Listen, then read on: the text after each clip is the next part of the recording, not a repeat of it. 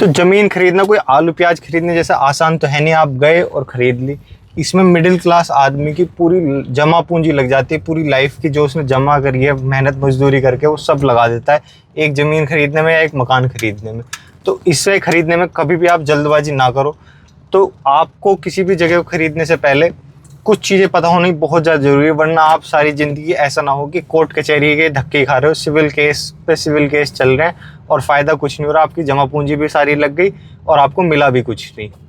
तो इसके लिए मैं आज आपको 3 ऐसी बात बताने जा रहा हूँ। किसी भी जगह को लेने से पहले आपको वो चीज़ें ज़रूर चेक करनी है, एक चेक लिस्ट बना लेना और इन तीनों चीज़ों को चेक ज़रूर करना है आपको, ठीक है। तो उसमें इन तीनों बातों को ऐसे अपने दिमाग में बैठा लो जैसे चाय में चीनी, और ये कोई भी ब्रोकर आपको बिल्कुल नहीं बताएगा तीनों बातें। तो किसी भी प्रॉपर्टी में इन्वेस्ट करने से पहले आपको सबसे पहले देखना है उसकी लोकेशन कहाँ आ रही है, उसके पास क्या क्या चीज़ें हैं, क्या डेवलपमेंट हो रहा है, ये सब चीज़ें आपको देखनी है। और प्रॉपर्टी में भी आपकी 3 तरह की चीज़ होती है जो मैं आपको बता दूं जिस भाई को नहीं पता।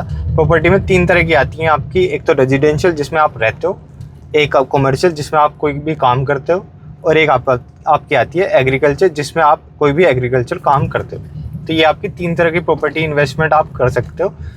तो उसमें आपको पता क्या होना चाहिए, जो भी रेजिडेंशियल प्रॉपर्टी में आप इन्वेस्ट कर रहे हो उसमें क्या होना चाहिए, आपका प्रॉपर्टी इन्वेस्ट करने से पहले आपको देखना है इसके पास एमिनिटीज़ आपकी हैं कि नहीं है, या फिर आपको कनेक्टिविटी है कि नहीं है उसके आपकी।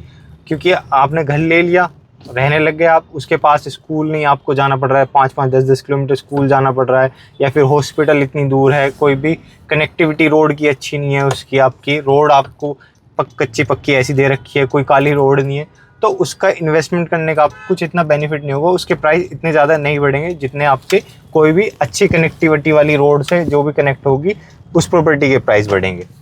तो हमेशा ध्यान रखें रेजिडेंशियल प्रॉपर्टी में अगर आप इन्वेस्ट कर रहे हैं जिसमें आपको रहना है मकान में, उसके आसपास आपका स्कूल होना ज़रूरी है, हॉस्पिटल वगैरह होने ज़रूरी है, और एक पक्की रोड, चौड़ी रोड जो 25 से 30 फीट कम से कम हो, इतनी चौड़ी रोड होनी आपकी ज़रूरी है कनेक्टिविटी के लिए। मेन रोड से कनेक्टिविटी आपके पास हो, मेन रोड के पास हो वो घर, तो ही उस प्रॉपर्टी के प्राइस आपके ज़्यादा बढ़ेंगे कंपेयर टू जो कच्ची पक्की ऐसी कॉलोनी बना के दे देता है आपको उसके।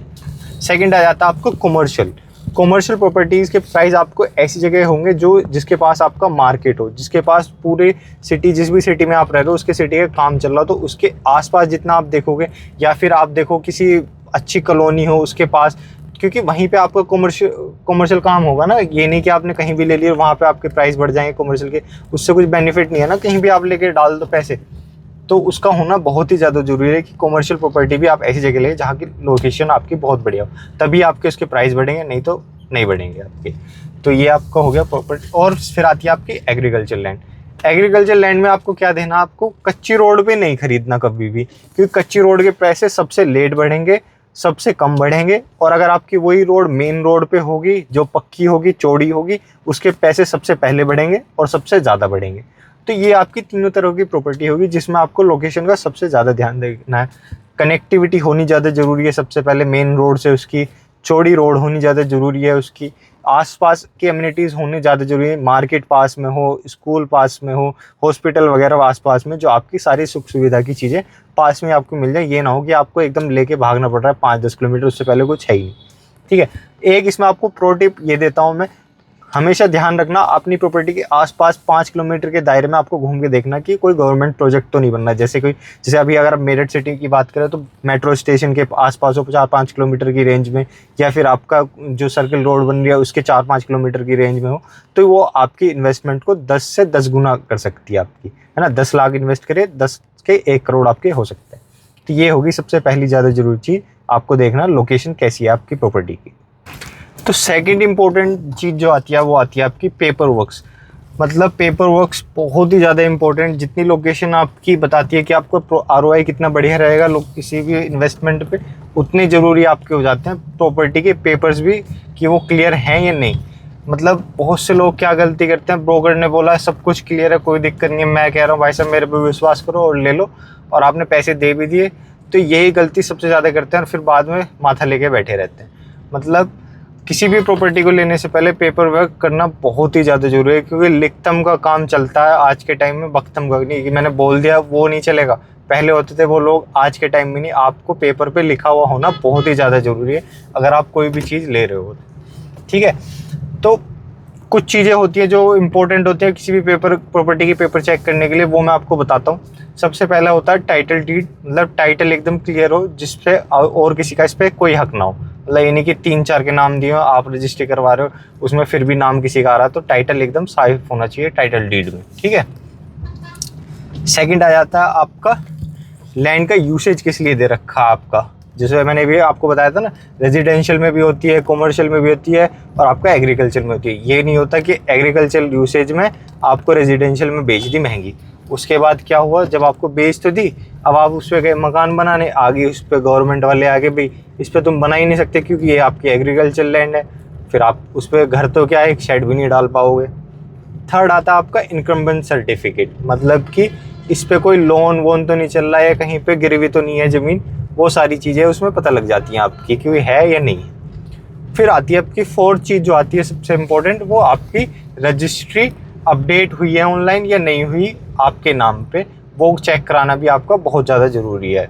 ये 4 चेकलिस्ट आपको पेपर वर्क्स में चेक करने से बहुत ही ज़्यादा ज़रूरी है। और इसमें आपको एक बोनस टिप कह सकते हो उसको, जो आप करवा सकते हो अगर आपके पास टाइम नहीं है या फिर आपको ये चीज़ें मिल नहीं रही, तो आप क्या करो, एक 5-10 हज़ार में कोई वकील करो सिविल का, और उससे ये सारे कागज़ किसी भी प्रॉपर्टी के वो निकाल के आपको दे देगा। उससे आपको क्लियर हो जाएगा ये प्रॉपर्टी लेने लायक है, इसके कागज़ साफ़ हैं या नहीं। तो इसलिए सेकंड पॉइंट ये बहुत ही ज़्यादा इंपॉर्टेंट है, क्योंकि आप किसी भी प्रॉपर्टी को तभी आप अपने कह सकते हो अगर उसके पेपर सारे के सारे आपके उसमें, ठीक है, क्योंकि लिखतम का काम चलता है, बख्तम का काम नहीं चलता। तीसरी और आखिरी सबसे फाइनल बात जो मैं बताने जा रहा हूँ वो है, आपको किसी भी प्रॉपर्टी को लेने से पहले उसका विजन क्या है, आपका फ्यूचर प्लान उस प्रॉपर्टी को लेके क्या है। कोई भी प्रॉपर्टी हो, आप किसी भी तरह की प्रॉपर्टी हो, लेकिन आपको उसका विजन, आपका उसका फ्यूचर प्लान होना बहुत ही ज़्यादा ज़रूरी है, तभी उसका इन्वेस्टमेंट आपका आरओआई बढ़िया दे पाएगा, नहीं तो वो वहीं का वहीं ख़राब हो जाएगा। तो इसमें आपको क्या ध्यान रखना है, अगर आप अपना रेजिडेंशियल प्रॉपर्टी में इन्वेस्ट किया है और आप उसमें घर बनाना चाहते हो अपना, तो उसमें आपको क्या ध्यान रखना है कि उसके पैसे बढ़ेंगे नहीं बढ़ेंगे, उसका माहौल कैसा होगा उस जगह का, तो वो डिपेंड करेगा आपकी लोकेशन पे कि आपके आसपास की लोकेशन कैसी है, उसके ऊपर उस जगह का माहौल डिपेंड करेगा आपकी फैमिली के लिए। सेकंड फिर आपके आते हैं, डिपेंड करता है आपके पड़ोसी पे कि आपके पड़ोसी कैसे मिलेंगे, उसका आप डिपेंड करता है आपके, मतलब आप किस तरीके से किस साइज़ का प्लॉट ले रहे हो। अगर आप छोटा साइज़ का प्लॉट ले रहे हो तो उस पर आपकी लोअर क्लास की फैमिली आएगी, उनको सस्ता बजट है तो सस्ते में छोटा ही आएगा। फिर मिडिल क्लास फैमिली थोड़ा बड़ा आ जाती है, मिड साइज़ प्लॉट पे आ जाती है, तो वो मिडिल क्लास फैमिली पे आ जाएगी। अगर आप बड़ा प्लॉट लेते हैं 1000 गज के करीब का, तो आप एक अपर क्लास लेवल पे अपना घर बना रहे हो, तो वो आपकी अपर क्लास फैमिली का आपका पड़ोसी वगैरह होगा, ठीक है। तो ये आपके पड़ोसी उस पर डिपेंड करेंगे। फिर उसके ऊपर आपको सबसे ज़्यादा इंपॉर्टेंट आपकी सुविधाएं कैसी होंगी उसके पास में, उससे वो डिपेंड करेंगे कि उसके आसपास स्कूल है नहीं है, हॉस्पिटल वगैरह है नहीं है, मार्केट कितनी दूर है, कनेक्टिविटी कैसी है, वो आपकी उस पर उसके आरओआई बहुत ज़्यादा डिपेंड करता है। और आपकी मतलब पीस ऑफ माइंड उसी के ऊपर डिपेंड करेगा सारा का सारा। और अगर आप उसको एक तरीके से इन्वेस्ट कर रहे हो किसी भी प्रॉपर्टी में, तो उसके लिए आपको क्या ध्यान रखना है कि उसका आरओआई क्या है, आपका आने वाले फ्यूचर में कितने पैसे पे आप उसको बेच दोगे, आपकी एग्जिट स्ट्रेटेजी क्या है आपकी। तो ये सारी चीज़ें भी उस पर ही डिपेंड करेंगी, उसकी लोकेशन पे, उसकी आसपास की एमिनिटीज़ कैसी हैं, उन सब चीज़ों पे उसका आरओआई डिपेंड करेगा कि, और आपको वो भी एग्जिट स्ट्रेटेजी अपनी बना के रखनी पड़ेगी। ये नहीं कि बस मैं बढ़ता जाए तब बेचता रहूँ, ये है वो है।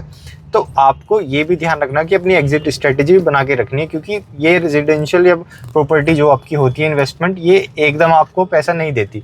अगर आप एकदम बेचोगे तो औने पौने रेट में बिक जाएगी, वो कुछ आपको बेनिफिट देगी नहीं जाएगी। इसलिए हमेशा एक एग्जिट स्ट्रेटेजी बना के रखो, भाई मेरा इतना आरओआई आ चुका है, अब मैं इसको मार्केट में डाल देता हूँ बेचने के लिए, फिर मेरा जैसे पैसा होगा उससे ऊपर आता तो वो बढ़िया, नहीं तो ये तो मेरा आएगा, ठीक है ना।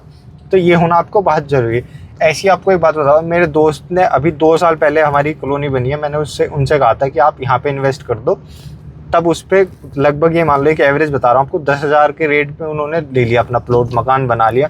अब फैमिली वगैरह सब कुछ बढ़िया है, आसपास हम भी वहीं पे रह रहे हैं। तो उससे क्या हुआ, उन्होंने 10,000 में ले लिया तब तो, और अब 2 साल के अंदर अंदर उनके 15,000 रुपये बढ़ चुके हैं, क्योंकि अब कॉलोनी में जो रेट हो चुके हैं, आपके जैसे जैसे लोग आने लगे रहने लगे, तो आपको 25,000 रुपये के रेट में हो चुका है वहाँ पे प्रॉपर्टी साइड। तो एक तो आरओआई बहुत बढ़िया मिल गया उनको, अपना 10,000 पे आपका 150% के करीब रेट बढ़ चुका है। सेकंड हो गया आपका फैमिली में की मतलब माहौल, पड़ोसी और आसपास की सुख सुविधा कैसी मिली, वो भी उनको बहुत ही बढ़िया मिली, उसी डिपेंड करता है। क्योंकि वो जगह अच्छी थी, लोकेशन अच्छी थी और पेपर वर्क्स वगैरह सब कुछ क्लियर था, तो वहाँ पे अच्छे लोग आए, तो किसी ने गड़बड़ नहीं, सब बढ़िया रहा। तो ये आपकी तीसरी सबसे इम्पोर्टेंट बात। तीनों चीज़ों को आपको माइंड में ऐसे बैठा लेना, एक चेक लिस्ट बना लो कि ये चीज़ें डाल दो भाई, ये चेक होंगी तभी मैं किसी में लगाऊंगा या अपने मकान के लिए लूँगा, नहीं तो मैं नहीं लूँगा। अगर इनमें से कुछ भी फेल होगा तो मैं उस प्रॉपर्टी को नहीं लूँगा, या फिर मैं उसकी और ज़्यादा जानकारी निकालूंगा, तब जाके मैं उसमें इन्वेस्ट करूँगा। ठीक है, तो ही आप उसमें अपना ROI बढ़ा पाओगे, अपना बेनिफिट बढ़ा पाओगे, नहीं तो कोर्ट कचहरी के चक्कर लगाते रह जाओगे। आपको भी पता है प्रॉपर्टी के मामले कितना लफड़ा होता है कि पेपर में कुछ है, कब्जा किसी और का हो गया, पेपर के नाम किसी और का है, बेच कोई और रहा है। तो इन सब से बचने के लिए एक अच्छे से जानकारी के लिए अपना चेकलिस्ट बना के रखो, उन्हें चेक करते रहो और अपना आराम से बढ़िया इन्वेस्ट करो। और भी ऐसी बढ़िया बढ़िया वीडियो देखने के लिए हमारे चैनल को फॉलो कर लो। हम आपको प्रॉपर्टी से रिलेटेड, सारी रियल एस्टेट से रिलेटेड, मेरठ में हमारा लोकेशन बेस्ड है, तो यहाँ के आसपास की ज़्यादा वीडियो आएंगी, तो आप उसके बारे में, अगर आप मेरठ से हो तो उसको चैनल को और फॉलो करो। और आपको हम रियल एस्टेट के बारे में पूरी की पूरी नॉलेज देंगे, मतलब A to Z जो भी चीज़ें होनी चाहिए। और आगे मिलते रहेंगे आपसे इसी तरह। मिलते हैं नेक्स्ट वीडियो में। जय हिंद, जय भारत। 15 अगस्त आपकी आने वाली है, तो आपको एडवांस में इंडिपेंडेंस डे की मुबारक हो।